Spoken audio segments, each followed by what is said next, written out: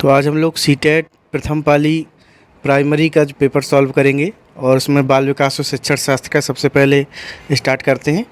तो बाल विकास और शिक्षण शास्त्र में देखते हैं सबसे पहला प्रश्न है हमारा, निम्नलिखित कथनों को पढ़िए और तथा सही विकल्प का चयन कीजिए। ठीक है, तो इसका अभिकथन क्या है? शिक्षार्थियों के बीच समालोचना चिंतन को सुगम बनाने के लिए शिक्षकों को उन्हें विविध परिस्थितियों और विभिन्न दृष्टिकोण से अवगत कराना चाहिए। इसका कारण क्या बताया गया है? कारण बताया गया है कि जब विद्यार्थी विविध मतभेदों के बीच बातचीत में संलग्न होते हैं तो वे समालोचना और रचनात्मक रूप से सोचने की अपनी क्षमताओं को सीखते हैं और समृद्ध करते हैं। ठीक है, तो इसका सही आंसर होगा ए और आर दोनों सही हैं और आर एक ही सही व्याख्या करता है।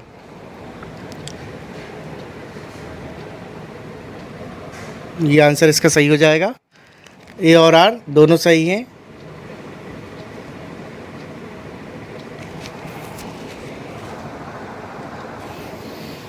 नेक्स्ट क्वेश्चन देखते हैं, निम्नलिखित में से अधिगम का प्राथमिक लक्ष्य कौन सा होना चाहिए? निम्नलिखित में से अधिगम का प्राथमिक लक्ष्य कौन सा होना चाहिए?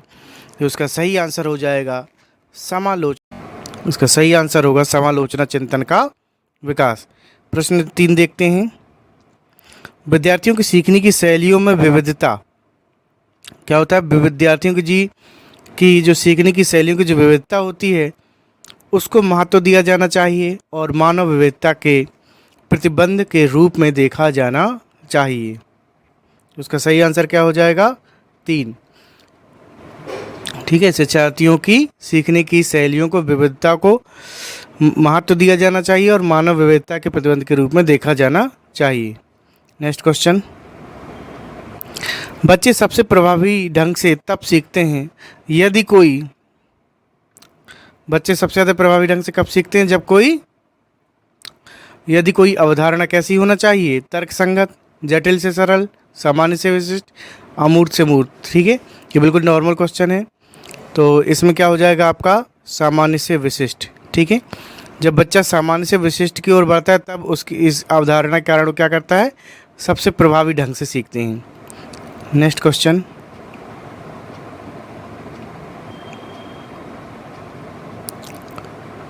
निम्नलिखित में से कौन सी प्रक्रिया अधिगम के दौरान योगदान नहीं देती है?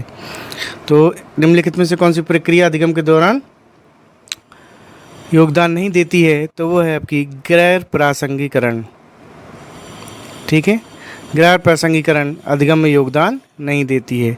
नेक्स्ट क्वेश्चन, बच्चों में समस्या समाधान कौशल को बढ़ाने के लिए निम्नलिखित में से कौन सा प्रभावी तरीका है? उसमें क्या है? समस्या समाधान के कौशल को बढ़ाना, तो सबसे प्रभावी तरीका इसमें पूछा गया है। तो सबसे प्रभावी तरीका है उन्हें मंथन करने और सहज अनुमान लगाने का अवसर देना। मंथन करने और सहज अनुमान लगाने का अवसर उन्हें देना, ये सबसे बेस्ट अवसर है। नेक्स्ट क्वेश्चन, अनुभवात्मक अधिगम किस पर बल देता है? तो अनुभवात्मक अधिगम जो है आपका वो किस पर बल देता है? आलोचनात्मक प्रतिबिंब के महत्व पर। नेक्स्ट क्वेश्चन, निम्नलिखित कथनों को पढ़िए और सही विकल्प का चयन कीजिए। तो इसका पहला अभिकथन जो है इसका है, शिक्षकों को सार्थक वातावरण बनाना चाहिए जिसमें सभी बच्चों की सक्रिय भागीदारी एवं संलग्नता हो। और इसका कारण क्या बताया? कारण बताया गया है सभी बच्चे आंतरिक रूप से सीखने के लिए प्रेरित होते हैं और सीखने में सक्षम होते हैं। तो इसका सही आंसर क्या हो जाएगा? इसका सही आंसर हो जाएगा ए और आर दोनों सही हैं और आर एक ही सही व्याख्या करता है। तो आंसर चौथा इसका सही हो जाएगा। नेक्स्ट क्वेश्चन देखते हैं, लेव वाइगोत्स्की के अनुसार बच्चों के संकल्पनात्मक योगदानों के विकास में महत्वपूर्ण भूमिका निभाता है। ठीक है, इसमें क्या बताया? लेव वाइगोत्स्की के बारे में प्रश्न है ये। लेव वाइगोत्स्की के अनुसार खालिस्तान बच्चों के संकल्पनात्मक योग्यताओं के विकास में महत्वपूर्ण भूमिका निभाता है। तो क्या निभाता है? ये हो जाएगा आपका सहकर्मी सहयोग। ठीक है, नेक्स्ट क्वेश्चन, लेव वाइगोत्स्की के सिद्धांत के अनुसार आंतरिक वाक देखिए क्लास में कई बार बताया गया था।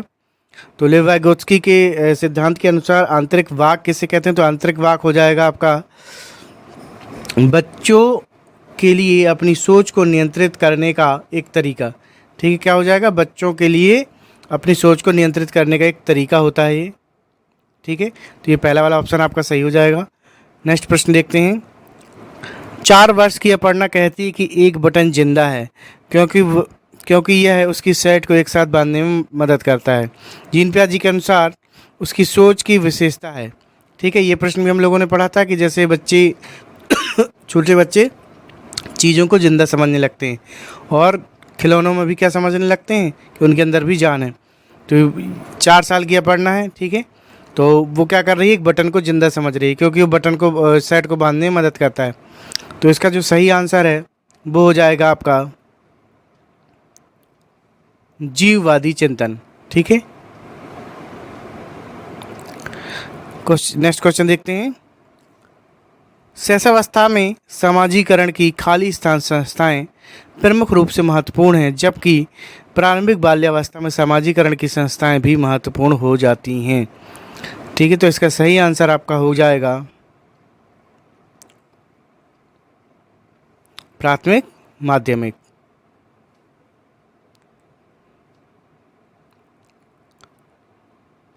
नेक्स्ट प्रश्न। लेव वाइगोत्स्की के अनुसार भाषा विकास संज्ञानात्मक विकास को सुगम बनाता है।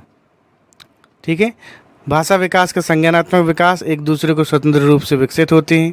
सामाजिक कारक भाषा विकास को प्रभावित करते हैं परंतु विकास को नहीं। संज्ञानात्मक विकास भाषा विकास को सुगम बनाता है। ठीक है, तो इसका सही आंसर हो जाएगा भाषा विकास संज्ञानात्मक विकास को सुगम बनाता है। पहला वाला आंसर इसका सही होगा। Next question. लॉरेंस कोहलबर्ग की नैतिक तर्क के किस स्तर पर बच्चे आमतौर पर मानते हैं कि लोगों को समाज की अपेक्षाओं पर खरा उतरना चाहिए और अच्छे तरीक़ों से व्यवहार करना चाहिए? ठीक है, तो अच्छा व्यवहार है ना, तो अच्छे व्यवहार का क्या मतलब है? अच्छा लड़का और अच्छी लड़की, जो अच्छा व्यवहार दिया है, अच्छा तरीका दिया हुआ है, तो अच्छे तरीक़ों का क्या मतलब है? अच्छा लड़का और अच्छी लड़की। तो ये किस में आता है? पारंपरिक स्तर में आता है। तो इसका सही आंसर क्या हो जाएगा? पारंपरिक स्तर। Next question. निम्नलिखित कथनों को पढ़िए तो सही विकल्प पर चयन कीजिए। पहला इसका कथन दिया हुआ है, शिक्षकों और साथियों जैसे अधिक जानकार अन्य लोगों के साथ बातचीत शिक्षार्थियों को उनकी समझ और कौशल विकास विकसित करने में मदद करने के लिए आवश्यक समर्थन मार्गदर्शन प्रदान करती है। और कारण क्या बताया गया है? सामाजिक संपर्क सीखने और विकास का एक प्रमुख घटक है। तो इसका सही आंसर आपका हो जाएगा ए और आर दोनों सही हैं। आर ए की सही व्याख्या करता है, तो चौथा नंबर आंसर इसका आपका सही हो जाएगा। नेक्स्ट क्वेश्चन देखते हैं। अधिगम के लिए आकलन का मुख्य लक्ष्य क्या है? अधिगम के लिए आकलन का मुख्य लक्ष्य क्या है? तो इसमें 4 ऑप्शन दिए हैं, तो इसका जो आंसर सही हो जाएगा दूसरा नंबर, विद्यार्थियों को प्रतिपुष्टि प्रदान करना जिसका उपयोग उनके अधिगम में सुधार के लिए किया जा सकता है। तो ये अधिगम के लिए आकलन का मुख्य लक्ष्य हो जाएगा। Next question. किस आयु में बच्चे शब्दों के खेल में शामिल हो सकते हैं और ऐसे चुटकुले पहेलियों को पसंद कर सकते हैं जिसमें शब्दों का खेल शामिल हो? तो इसका हो जाएगा 3 वर्ष। ठीक है, ये आंसर थोड़ा सा डाउट में है, ये आंसर किए आने के बाद पता चलेगा। हो सकता है इसमें 7 भी आंसर हो सकता है ना। तो अभी आप फ़िलहाल 3 लगा लीजिए और ये डाउट, इसको ये डाउट में है क्वेश्चन थोड़ा सा, है ना। तो इसमें क्या है, 7 वर्ष भी हो सकता है, फ़िलहाल 3 वर्ष इसमें लगा लीजिए। फिर है कैरल गिलिगन ने कोहलबर्ग के नैतिक विकास के सिद्धांत की आलोचना की है। कैरल गिलिगन ने क्या की है? कोहलबर्ग के नैतिक विकास के सिद्धांत की आलोचना की है। तो कैसे की है? वो कौन सा ऐसा दृष्टिकोण है जिसकी वजह से उसने आलोचना की है? तो ये हो जाएगा आपका नारीवादी दृष्टिकोण। ठीक है, नेक्स्ट क्वेश्चन। जीन पियाजे के अनुसार पूर्व संक्रियात्मक चिंतन की मुख्य विशेषताओं में से खाली स्थान है, जो किसी स्थिति के एक पहलू पर ध्यान केंद्रित करने और दूसरों की उपेक्षा करने की प्रवृत्ति को संदर्भित करता है ना। तो उसकी विशेषताओं में से एक क्या होना चाहिए, वो है आपका केंद्रीयन, अर्थात जीन पियाजे का मानना है कि जब बच्चा किसी एक चीज़ पर फोकस करता है तो एक ही चीज़ के केवल एक ही पहलू पर फोकस कर पाता है ना। जैसे कि कोई भी जैसे खिलौना है या टीवी है ना, कुछ भी चीज़, कोई भी चीज़ है तो उसके केवल एक ही हिस्से पर फोकस करेगा बच्चा। जैसे कोई खिलौना गुड़िया ले रखी है तो गुड़िया को अगर हाथ को देख रहा है तो हाथ पे ही फोकस रहेगा, पैर पे नहीं रहेगा। इस प्रकार से ये केंद्रीयन हो जाता है। नेक्स्ट क्वेश्चन नंबर 20 है, प्रतिभावान बच्चों को शिक्षित करने का उपागम जो उन्हें असामान्य रूप से तीव्र गति पाठ्यचर्या के माध्यम से आगे बढ़ाता है, क्या कहलाता है? तो वो कहलाता है त्वरण गतिवर्धन। Next question, dysgraphia. ठीक है, ये नॉर्मल क्वेश्चन है, सभी बच्चों को आता है। डिस्ग्राफिया क्या है? तो ये है एक तंत्रीय विकार जिसकी विशेषता अक्षरों और आकारों को बनाने में कठिनाई है। नेक्स्ट क्वेश्चन नंबर 22, शिक्षक जो समावेशी कक्षाओं की दिशा में काम कर रहे हैं उन्हें चाहिए कि वे क्या चाहिए, उन्हें काम कर रहे हैं तो उन्हें चाहिए पाठ्यचर्या में अनुकूलन करें, विविध दृष्टिकोणों को शामिल करें, अपने स्वयं के अंतर्निहित पूर्वाग्रहों की जांच करें। तो ये तीनों चाहिए उनको। पहला वाला पाठ्यक्रम में अनुकूलन करें, विविध दृष्टिकोणों को शामिल करें और अपने स्वयं के अंतर्निहित पूर्वाग्रहों की जांच करें। तीनों उनको लिए इम्पोर्टेंट है। तो इसमें सही आंसर क्या हो जाएगा? सही आंसर हो जाएगा 1, 2 और 3, यानी कि चौथा option. Question number 23, Harvard gardener के अनुसार एक दर्शन शास्त्री के पास खाली स्थान प्रकार की बुद्धि, मूर्तिकार के पास खाली स्थान प्रकार की बुद्धि की मात्रा अधिक होती है ना। तो हार्वर्ड गार्डनर ने आपको पता है 10 प्रकार की बुद्धि बताई थी। तो इसमें बताया गया है कि एक दर्शन शास्त्री के पास किस प्रकार की बुद्धि है, एक मूर्तिकार के पास किस प्रकार की बुद्धि है। तो जो दर्शन शास्त्री होता है उसके पास जो बुद्धि होती है वह होती है अंतः व्यक्ति, और जो मूर्तिकार होता है उसके पास किस प्रकार की बुद्धि होती है? दिक् स्थान। तो इसका सही आंसर हो जाएगा दूसरा, है ना, अंतः व्यक्ति हो जाएगा दर्शन शास्त्री के पास, और दिक् स्थान हो जाएगा मूर्तिकार के पास। ठीक है, तो अंतः व्यक्ति दर्शन शास्त्री की बुद्धि है और दिक् स्थान मूर्तिकार की बुद्धि है। तो इसका 2 नंबर आंसर सही हो जाएगा। नेक्स्ट प्रश्न, जैसे तैरना, साइकिल चलाना है ना, जो जिसमें पूरे शरीर का इस्तेमाल होता है, तो उसका सही आंसर क्या हो जाएगा? तैरना। नेक्स्ट प्रश्न देखते हैं, भौतिक बुद्धि और विकास के खाली स्थान और खाली स्थान सिद्धांतों का पालन करते हैं। ठीक है, विकास, वृद्धि और विकास के खाली स्थान और खाली स्थान सिद्धांतों का क्या करते हैं? पालन करते हैं। तो इसका सही आंसर क्या हो जाएगा? इसका सही आंसर हो जाएगा शीर्षगामी यानी कि अवरोही, और समीपस्थ यानी कि आंतरिक से बाहरी की ओर। ये चौथा नंबर आंसर इसका सही हो जाएगा। अगला प्रश्न देखते हैं, प्रारंभिक बाल्यावस्था में वृद्धि खाली स्थान और सोच खाली स्थान है, तब जबकि मध्य बाल्यावस्था में वृद्धि खाली स्थान और सोच खाली स्थान है। ठीक है, तो उसका 27 का सही आंसर हो जाएगा आपका चौथा।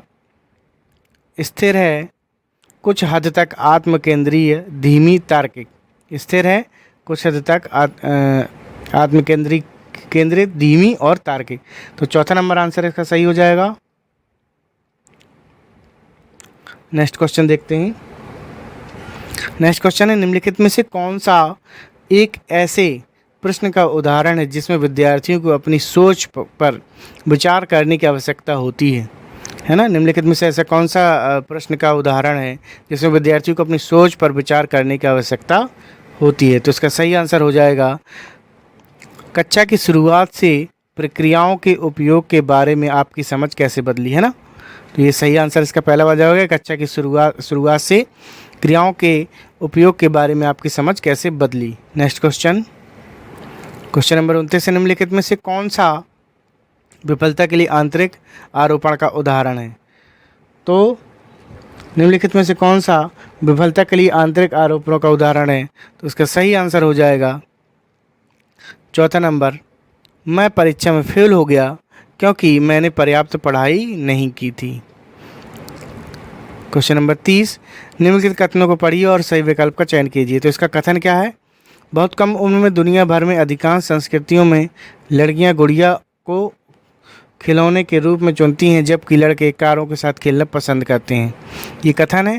कारण है किसी बच्चे किसी विशेष संस्कृति की अपेक्षाओं के आधार पर एक लड़के या लड़की के लिए क्या उपयुक्त माना जाता है इसके बारे में जानकारी व्यवस्थित करते हैं और उसके अनुसार व्यवहार करते हैं, है ना। तो इसका सही आंसर हो जाएगा क्या, चौथा नंबर, ए और आर दोनों सही हैं और आर ए की सही व्याख्या है।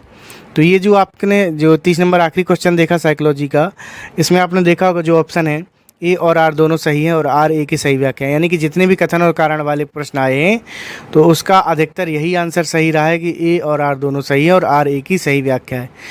ठीक है, तो अधिकतर सबकी यही आंसर रहा है। तो जिसने भी ए और आर दोनों सही और आर ए की सही व्याख्या लगाई तो उतने उसके प्रश्न सही हो गए होंगे। तो साइकोलॉजी का पेपर पूरा कंप्लीट हो चुका है। नेक्स्ट में हम लोग बाकी के 4 पेपर कंप्लीट करेंगे, है ना। तो जिन बच्चों ने अभी तक चैनल सब्सक्राइब नहीं, चैनल ज़रूर सब्सक्राइब कर लें और वीडियो को फॉरवर्ड कर दें जिन्होंने सीटेट का पेपर दिया है।